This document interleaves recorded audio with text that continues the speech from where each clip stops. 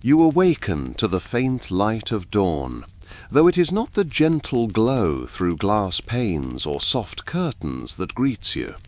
Instead, it is a thin grey shaft of light seeping through the gaps in a thatched roof overhead. The roof leaks in the rain, sags under snow, and does little to keep out the bitter winds of winter. Beneath you is no mattress, only a crude pile of straw spread across a dirt floor, covered with a tattered woolen blanket rough against your skin. The straw itches. It crawls with lice and fleas, which bite at your legs as you stir. The smell of smoke, damp earth, and animals clings to the air, for this one-room hut is shared not only with your family, but also with a goat and a pair of chickens huddled in the corner. The fire in the pit at the centre of the hut has long since burned down to embers. Thin curls of smoke rise into the air, but have nowhere to go. There is no chimney here, only a hole in the roof that lets out some of the smoke, but never enough. Your eyes sting and water as you sit up, coughing softly. This is the smell of every morning and every night. Wood smoke mixed with sweat, manure and mould. Around you, your family stirs. A child whimpers, scratching at flea bites. Your wife, or perhaps your mother, coughs with a chest rattle that lingers every winter. Another child still sleeps, curled against the warmth of a mangy wool cloak. There is no privacy here, no space of your own. Everyone lives, eats, and sleeps together in one room. Outside, a church bell tolls, its deep clang rolling across the fields. It is the call to labour. The sound reminds you that you are not free. None of you are. You are a serf, bound to the land by law and by tradition. The hut you live in, the patch of ground you till, the few animals you keep, they belong not to you, but to your Lord. Your work is his work, and in return for labouring on his fields, you are permitted to cling to existence on this soil.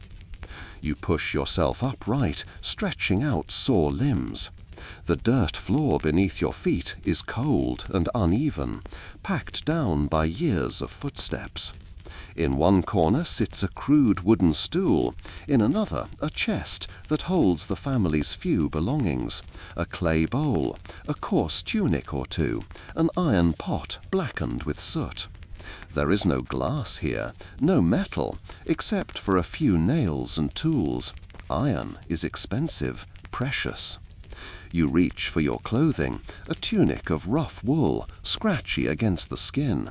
It was spun by your family, dyed with what little herbs you could find, and patched countless times over the years. You pull it over your head, tie a cord around your waist, and slip on worn leather shoes, cracked and stiff from damp earth. This is your only outfit. You will wear it every day until it rots from your body, then patch it again and again until it can no longer hold together. The morning meal is as meager as every other, a hunk of dark stale bread, coarse and hard, made from barley or rye. Wheat bread, the white kind, soft and fine, is a luxury reserved for the nobility. For you, bread is tough, sour, and filled with husks of grain. Sometimes it is stretched with peas or beans, sometimes with sawdust in times of famine. You wash it down with a sip of thin, weak ale. Water is rarely safe, for it teems with sickness. Even the children drink ale, though it is more water than drink, bitter and barely nourishing. Your stomach grumbles for more, but there is no more. Hunger is a familiar companion. Most peasants live forever on the edge of famine, a bad harvest always threatening to bring ruin. You know that in years past, whole families starved in winter, their huts found empty come spring. Another bell tolls. There is no time for comfort. You step outside into the damp morning air. The village stirs all around you, men and women leaving their huts, children trailing behind, goats bleating, dogs barking. Smoke rises from a dozen hearths, and beyond the village, stretching out toward the horizon, are the Lord's fields, heavy with dew and waiting for the day's labour. You clutch your wooden hoe, the handle worn smooth by generations of hands. It is time to work, for in this life, work never ends. The morning mist still clings to the fields as you walk with the others from your village, tools over shoulders, children stumbling half asleep at their parents' heels. The path is muddy, uneven, and worn by countless bare feet. Your shoes, thin leather, cracked and patched, do little to protect you. Soon your feet are soaked and cold, but you trudge on. The fields stretch wide, green and damp beneath the rising sun. These are not your fields. They belong to your Lord, a noble who lives in comfort within the stone walls of his manor house or castle. You are a tenant of the land, and though you and your family may keep a narrow strip of ground for yourselves, most of your energy is spent toiling on his acres. You are bound to him not by choice, but by law and tradition. This is the life of a serf. You are neither slave nor free, but forever tied to the soil. Your breakfast of stale bread sits heavy in your belly, but it will not last long. Hunger gnaws constantly, for food is scarce and rarely varied. Most days your diet consists of pottage, a thin stew made from barley, oats, beans, onions, and whatever vegetables might be in season. It boils endlessly in the iron pot at home, with scraps thrown in day after day. Meat is rare, a luxury only seen at Christmas or Easter, or perhaps if a rabbit is caught in a snare. You take your place in the furrowed field. Your wooden hoe digs into the damp soil, your back bending with each stroke. The work is relentless, repetitive, and punishing on your body. Your hands are already calloused from years of toil, but the splinters and blisters still come. The Lord's bailiff, the overseer, walks among the workers, sharp-eyed and stern. He ensures no one lingers, no one steals a moment's rest. To him, you are little more than another beast of burden. Taxes weigh on you almost as heavily as the work itself. Each year you owe a portion of your harvest to the Lord, another portion to the church as a tithe, 1/10 of everything you grow, no matter how poor the crop. And then there are dues, for the use of the Lord's mill to grind your grain, for the Lord's oven to bake your bread, for the Lord's press to make your cider. Nothing is free. Even marriage requires his permission, sometimes a payment. Life is not truly yours to live, but his to govern. By mid-morning, sweat runs down your back despite the chill of the air. The sun climbs higher, burning off the mist, and you feel the ache building in your shoulders. Around you, men and women bend double, their faces weathered and lined beyond their years. Children too young to work chase crows from the fields, their bare feet muddy, their bellies swollen, not from fullness, but from hunger. You pause only briefly, lifting your head to breathe in the cool air. In the distance, you see the spire of the parish church, its bell tower rising above the thatched roofs of the village. The church is a constant presence in your life. It tells you that suffering is holy, that your place in this world, low and miserable though it is, will be rewarded in the next. You cling to that hope, because without it, despair would be too great a weight to carry. Lunch, if you can call it that, comes at midday. You sit on the ground, breaking another piece of coarse bread, dipping it into cold pottage carried in a wooden bowl from home. It is thin, tasteless, filling only in the most meager sense. You drank a mouthful of weak ale, bitter and sour. Water is avoided whenever possible. Too often it carries sickness that spreads swiftly through the village. There is no time to linger. The bailiff's voice rises, barking orders, and the peasants shuffle back to their rows. Work stretches on into the long afternoon, the sun beating down, the dearth growing dry beneath your feet.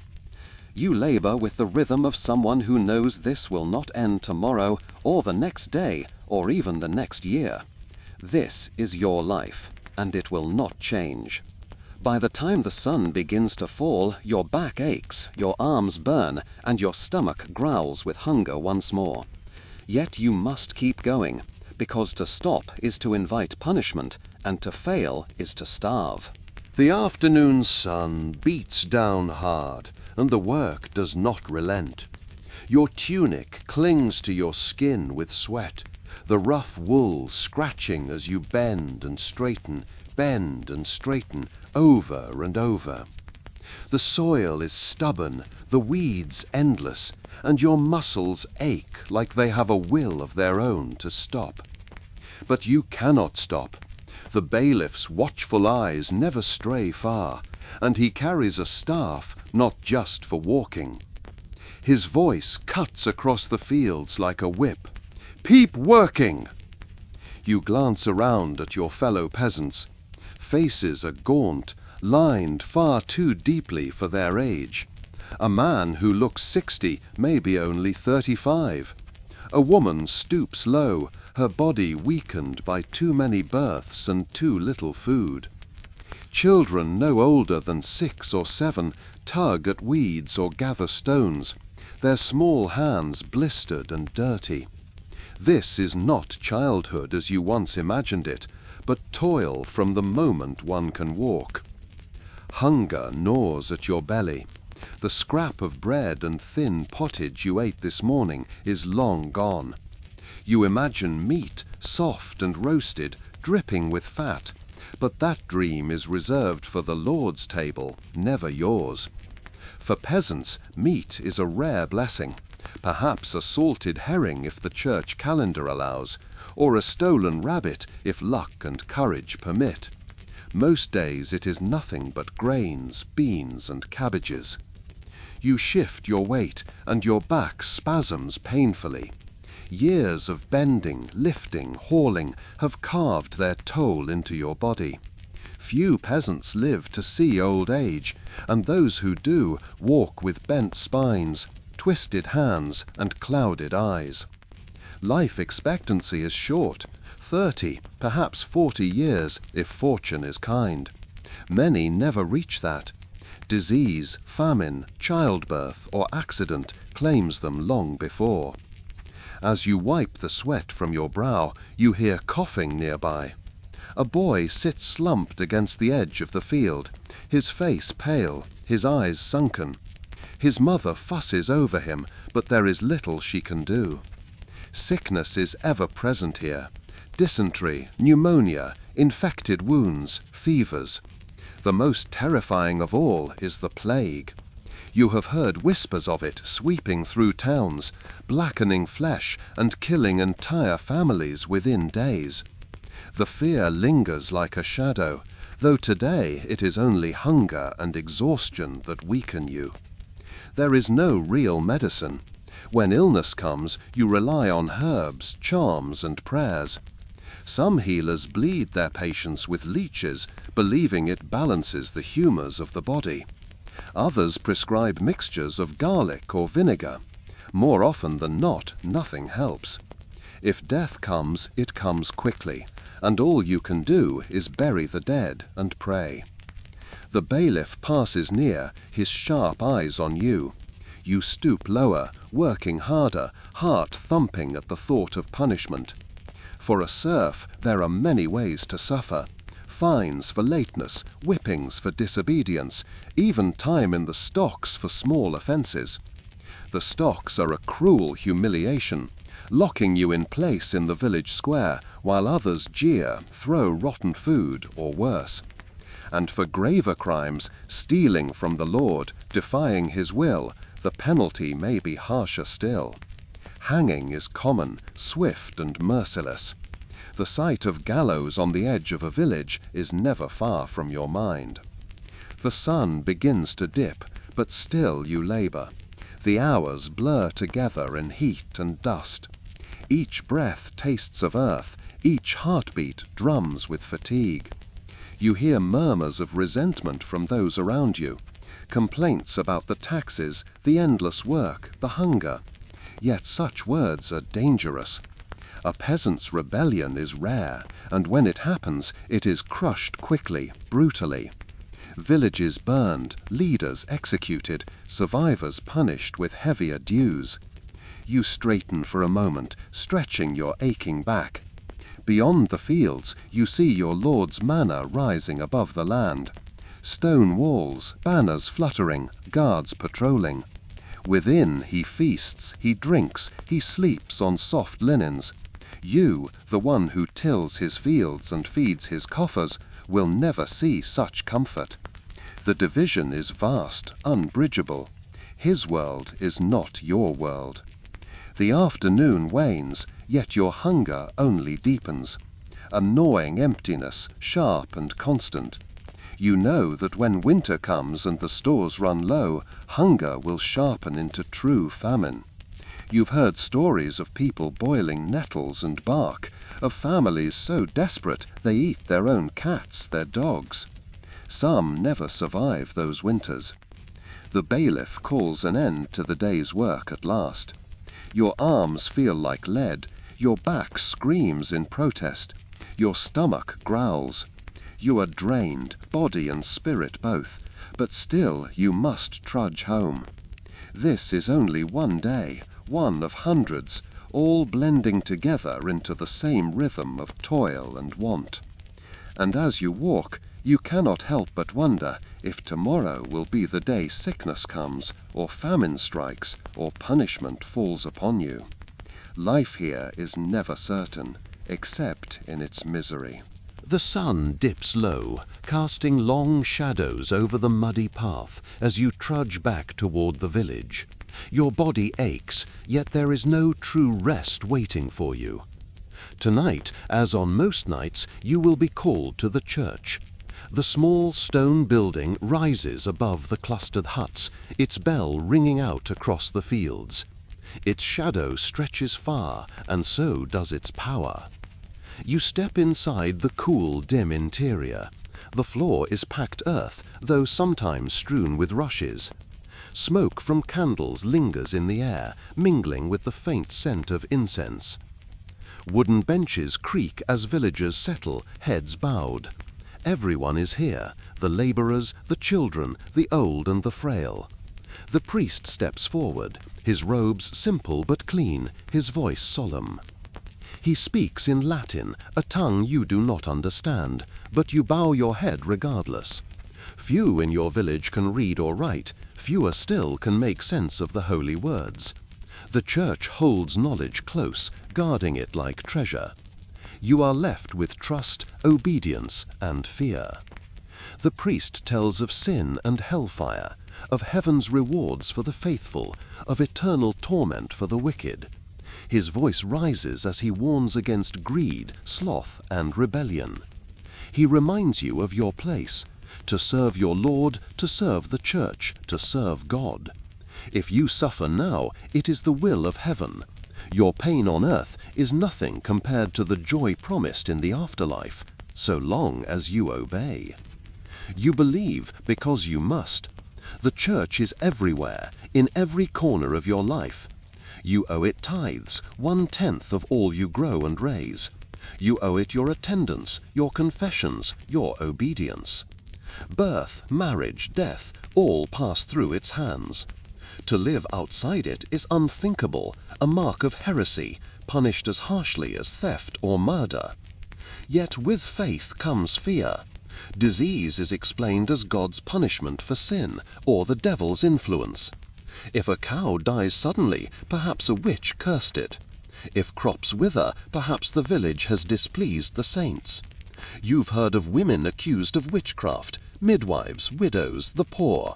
Whispers spread, suspicion grows, and soon they are dragged before the priest, subjected to tests and humiliations. A ducking in the river, a trial by fire. If they survive, it is said to be the devil's work. If they die, their innocence is proven too late. The church walls are decorated with painted images, demons with claws and fangs, dragging sinners into fiery pits, angels with golden halos leading the righteous into light. You stare at these figures, your heart tight with dread. To disobey, to sin, to stray, it means eternal fire. This fear guides every action, every thought. On holy days, festivals fill the village with brief respite from labor. You carry candles in procession, listen to sermons, sing hymns in voices cracked and rough. Sometimes relics are displayed. A fragment of a saint's bone, a scrap of cloth said to be touched by holy hands. You do not question their truth, you dare not. These objects are revered, kissed, prayed over. Perhaps they hold the power to cure sickness, to bring luck to the harvest. Hope is fragile, but it is all you have. Confession is another burden. Kneeling before the priest, you admit your sins, small though they may be, missing a day's work, speaking in anger, doubting your Lord. The priest absolves you, but not without penance, prayers, fasts, or small offerings. Sometimes the shame weighs heavier than the sin itself. As the evening service ends, you shuffle out into the cool night air. The stars glimmer faintly above, distant and indifferent. You cannot read the sky, cannot chart the heavens, cannot seek knowledge beyond what the church allows. To question is dangerous, to learn is forbidden. For most peasants, the world is what the priest says it is, a place of sin and suffering, salvation only possible through obedience. Children huddle close to their parents, eyes wide at tales of devils, ghosts, and purgatory. Even in your dreams the church follows you. You imagine angels with swords, demons lurking in shadows, God's gaze watching every move. Your life is ruled by hunger and toil, but your soul is ruled by fear. Fear of sin, fear of punishment, fear of eternal fire. And so tomorrow, when the bell tolls again, you will rise, you will labor, you will bow your head in church once more. Not because you wish to, but because you dare not do otherwise. Night settles slowly over the village, and with it comes the end of labor. You shuffle back toward your hut, body aching from the day's endless toil. The dirt paths between the huts are thick with mud, the air heavy with the smell of smoke from cooking fires. Inside your home, the fire pit glows dimly, the only source of warmth and light. You sink down onto the straw bed for a moment, though the fleas bite at your skin. Dinner is no feast.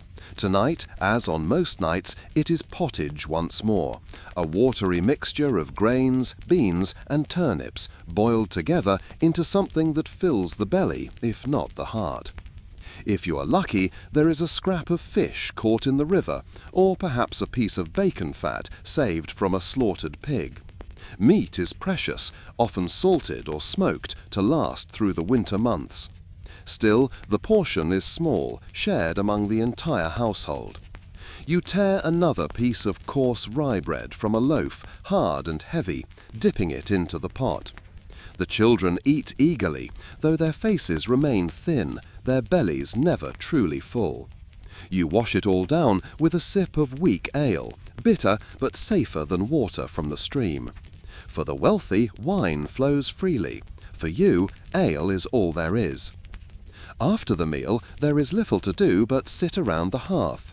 The fire crackles softly, throwing flickers of light against the soot-darkened walls.